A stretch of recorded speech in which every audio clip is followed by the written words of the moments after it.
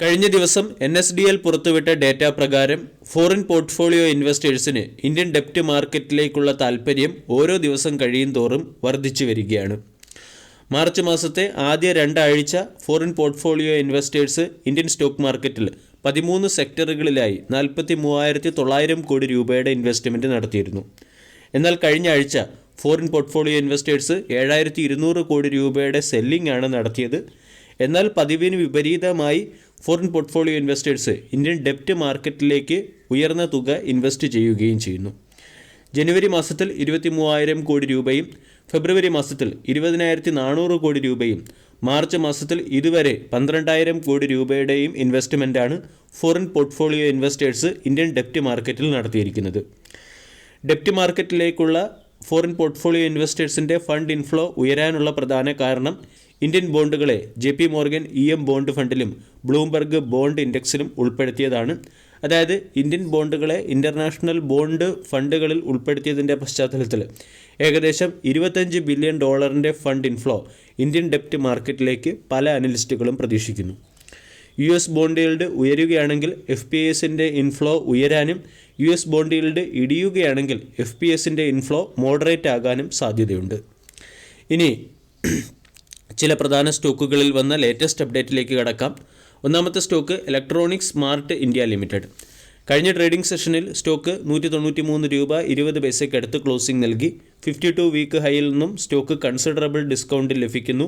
7,000 കോടി രൂപയുടെ market ക്യാപ്പുള്ള company ഇന്ത്യയിലെ ഇലക്ട്രോണിക്സ് ഗുഡ്സ് റീറ്റെയിൽ സെഗ്മെൻറ്റിലെ നാലാമത്തെ ഏറ്റവും വലിയ കമ്പനിയാണ്.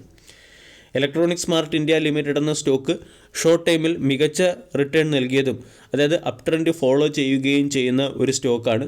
സ്റ്റോക്ക് ഇപ്പോൾ ഡിസ്കൗണ്ടിൽ ലഭിക്കുന്നു. അതോടൊപ്പം തന്നെ കമ്പനി തുടർച്ചയായി അതിൻ്റെ ബിസിനസ് എക്സ്പാൻഷൻ ന്യൂസുകളും പുറത്തുവിടുന്നുണ്ട്. കഴിഞ്ഞ ഒരു മാസം കൊണ്ട് സ്റ്റോക്ക് 3% കറക്റ്റായി. എന്നാൽ 6 മാസം കൊണ്ട് സ്റ്റോക്ക് 36% റിട്ടേണും മാർക്കറ്റിൽ ലിസ്റ്റഡ് ആയതിനു ശേഷം ഇതുവരെ 120% റിട്ടേണും നൽകി. കഴിഞ്ഞ ദിവസം കമ്പനി പുറത്തുവിട്ട എക്സ്ചേഞ്ച് നോട്ടിഫിക്കേഷൻ പ്രകാരം ഹൈദരാബാദിൽ ബജാജ് ഇലക്ട്രോണിക്സ് എന്ന ബ്രാൻഡ് നെയിമിന് കീഴിൽ ഇലക്ട്രോണിക്സ് സ്മാർട്ട് ഇന്ത്യ ലിമിറ്റഡ് എന്ന കമ്പനി ഒരു മൾട്ടി ബ്രാൻഡ് സ്റ്റോർ ആരംഭിച്ചിട്ടുണ്ട്. 7,560 സ്ക്വയർ ഫീറ്റ് ഏരിയയുള്ള ഒരു മൾട്ടി ബ്രാൻഡ് സ്റ്റോറാണ് കമ്പനി ആരംഭിച്ചത്. അതിനു മുൻപേ മാർച്ച് 14 ഡൽഹിയിലും കമ്പനി ഒരു മൾട്ടി ബ്രാൻഡ് സ്റ്റോർ ആരംഭിച്ചിരുന്നു. മാർച്ച് 2 തെലങ്കാനയിലെ ജാൻഗാവിലും കമ്പനി ഒരു മൾട്ടി ബ്രാൻഡ് സ്റ്റോർ ആരംഭിച്ചിട്ടുണ്ട്. അതായത് ഈ മാർച്ച് മാസത്തിൽ തന്നെ ഇതുവരെ 3 മൾട്ടി ബ്രാൻഡ് സ്റ്റോറുകൾ കമ്പനി ആരംഭിച്ചു. തുടർച്ചയായതും അതുപോലെ തന്നെ അഗ്രസീവായിട്ടുള്ള ബിസിനസ് എക്സ്പാൻഷൻ നമ്മൾക്ക് ഇലക്ട്രോണിക്സ് സ്മാർട്ട് ഇന്ത്യ ലിമിറ്റഡ് എന്ന കമ്പനിയിൽ കാണാൻ സാധിക്കും. കൂടാതെ കമ്പനി അതിൻ്റെ ഇലക്ട്രോണിക്സ് പ്രോഡക്റ്റുകൾ ബജാജ് ഇലക്ട്രോണിക്സ് എന്ന ബ്രാൻഡ് നെയിമിന് കീഴെയാണ് വിറ്റഴിക്കുന്നത്. Air conditioner, television, washing machine, refrigerator, mobile, small appliance, IT തുടങ്ങിയവയാണ് കമ്പനി പ്രധാനമായും വിറ്റഴിക്കുന്നത്. ഇലക്ട്രോണിക്സ് ഗുഡ്സ് റീറ്റെയിൽ ബിസിനസ്സിലെ നാലാമത്തെ ഏറ്റവും വലിയ കമ്പനി കൂടിയാണ്. ഈ കമ്പനിക്ക് 6,000-ലധികം സ്റ്റോക്ക് കീപ്പിംഗ് യൂണിറ്റുകളും 70-ലധികം കൺസ്യൂമർ ഡ്യൂറബിൾ കമ്പനികളുമായി പാർട്ണർഷിപ്പുമുണ്ട്. കഴിഞ്ഞ ക്വാർട്ടറുമായി താരതമ്യപ്പെടുത്തുമ്പോൾ സെയിൽസ് ഉയരുന്നു. 1,313 കോടിയിൽ നിന്നും 1,789 കോടിയിലേക്ക് സെയിൽസ് ഉയർന്നു. ഇലക്ട്രോണിക്സ് ഗുഡ്സ് മാനുഫാക്ചറിംഗ് കമ്പനികളുടെയൊക്കെ ഓപ്പറേറ്റിംഗ് മാർജിൻ വളരെ കുറവായിരിക്കും. ഈ കമ്പനിക്കും 6%-നടുത്ത് ഓപ്പറേറ്റിംഗ് മാർജിനേ ഉള്ളൂ. അതേസമയം നെറ്റ് പ്രോഫിറ്റ് 37 കോടിയിൽ നിന്നും 46 കോടിയിലേക്ക് കമ്പനി മെച്ചപ്പെടുത്തുകയും ചെയ്തു. 3 വർഷത്തെ sales growth 20%, profit growth 12%, ROE 15%-നടുത്ത്.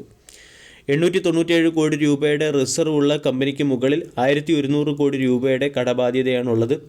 പ്രൊമോട്ടേഴ്സിന് 72.97% stake holding.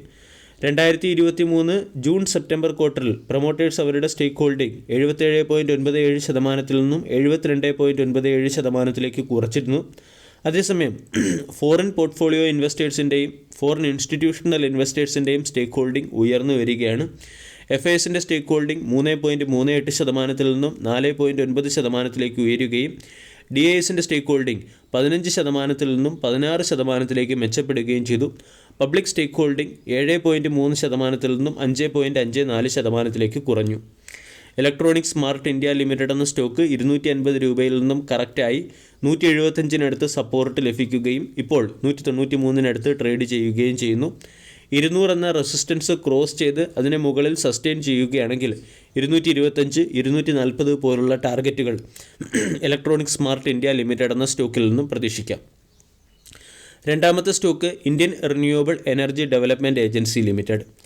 Upper lower സർക്യൂട്ടുകളിൽ തുടരുന്ന റിന്യൂവബിൾ എനർജിയുമായി ബന്ധപ്പെട്ട ഒരു NBFC കമ്പനിയാണ് Indian renewable energy development agency limited. കഴിഞ്ഞ ട്രേഡിംഗ് സെഷനിൽ സ്റ്റോക്ക് 5% ഉയർന്ന് 138 രൂപ 65 പൈസയ്ക്കടുത്ത് ക്ലോസിംഗ് നൽകി. 37,000 കോടി രൂപയുടെ മാർക്കറ്റ് ക്യാപ്പുള്ള കമ്പനിയുടെ valuation 27.5, 52 week high 214, 52 week low 50. 24,200 crore രൂപ 2024-25 ഫിനാൻഷ്യൽ ഇയറിൽ ഫണ്ട് റേസ് ചെയ്യാൻ കമ്പനി തീരുമാനിച്ചതിൻ്റെ പശ്ചാത്തലത്തിലാണ് സ്റ്റോക്കിൽ റാലി വന്നത്. ഡൊമസ്റ്റിക് മാർക്കറ്റിൽ നിന്നും ഇൻ്റർനാഷണൽ മാർക്കറ്റിൽ നിന്നും ബോണ്ട് ഇഷ്യൂ വഴിയും ടേം ലോൺസ് വഴിയും കൊമേഴ്സ്യൽ പേപ്പർ വഴിയുമാണ് കമ്പനി 2024-25 ഫിനാൻഷ്യൽ ഇയറിൽ ഏകദേശം 24,200 കോടി രൂപയുടെ ഫണ്ട് റേസ് ചെയ്യാൻ തീരുമാനിച്ചിരിക്കുന്നത്. ഇതുമായി ബന്ധപ്പെട്ട് ഫൈനൽ തീരുമാനമെടുക്കുന്നതിന് മാർച്ച് 28 ബോർഡ് ഓഫ് ഡയറക്ടേഴ്സിൻ്റെ മീറ്റിംഗ് വിളിപ്പിച്ചിട്ടുമുണ്ട്. 50 രൂപയ്ക്കടുത്ത് മാർക്കറ്റിൽ ലിസ്റ്റഡായ സ്റ്റോക്ക് 177% റിട്ടേണാണ് ഇൻവെസ്റ്റേഴ്സിന് നൽകിയത്.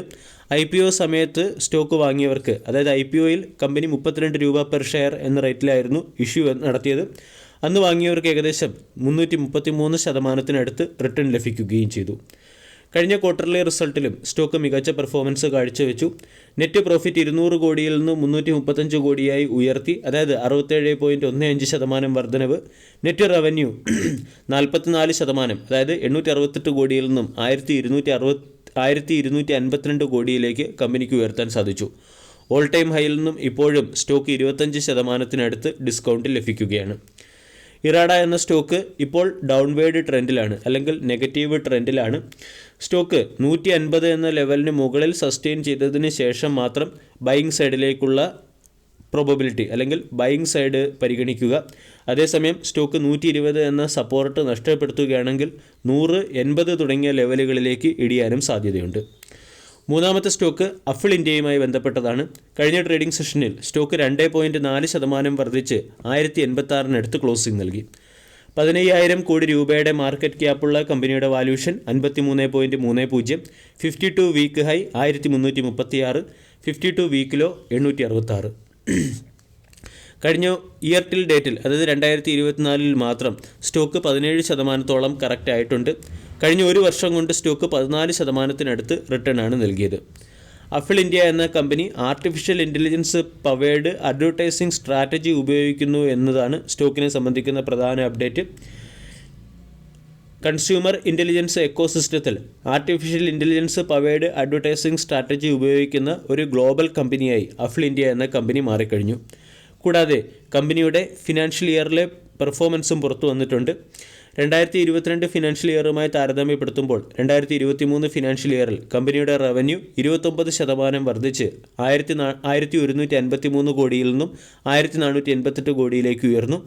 കമ്പനിയുടെ നെറ്റ് പ്രോഫിറ്റ് 14.33% വർദ്ധിച്ച് 214 കോടിയിൽ നിന്നും 245 കോടിയിലേക്ക് ഇംപ്രൂവ് ആവുകയും ചെയ്തു. കൺസ്യൂമർ ഇൻ്റലിജൻസ് പ്ലാറ്റ്ഫോം പ്രൊവൈഡ് ചെയ്യുന്ന അഡ്വർടൈസിംഗ് സെഗ്മെൻറ്റിലെ ഒരു കമ്പനിയാണ് അഫിൾ. 1994 മുതൽ കമ്പനി പ്രവർത്തിക്കുന്നുണ്ട്.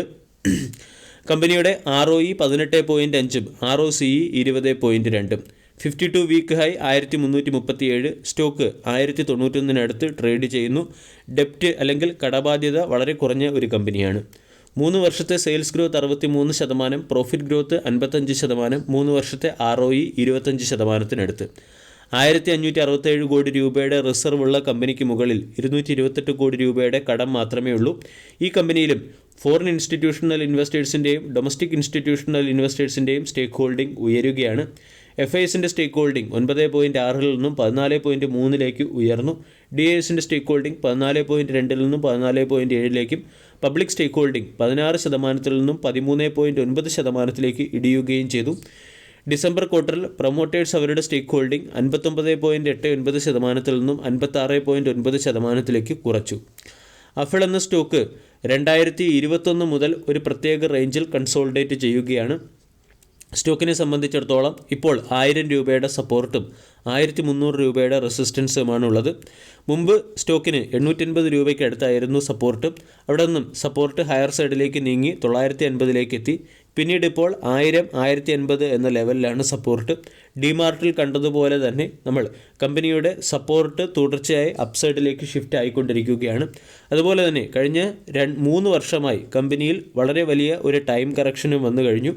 അഫിൾ പോലുള്ള ക്വാളിറ്റി സ്റ്റോക്കുകളെ അക്യുമുലേറ്റ് ചെയ്യാൻ താല്പര്യമുള്ളവർക്ക് കറണ്ട് മാർക്കറ്റ് പ്രൈസിനടുത്ത് സ്റ്റോക്കിനെ പരിഗണിക്കാവുന്നതാണ്. വീഡിയോ എല്ലാവർക്കും ഇഷ്ടമായി എന്ന് വിശ്വസിക്കുന്നു. താങ്ക്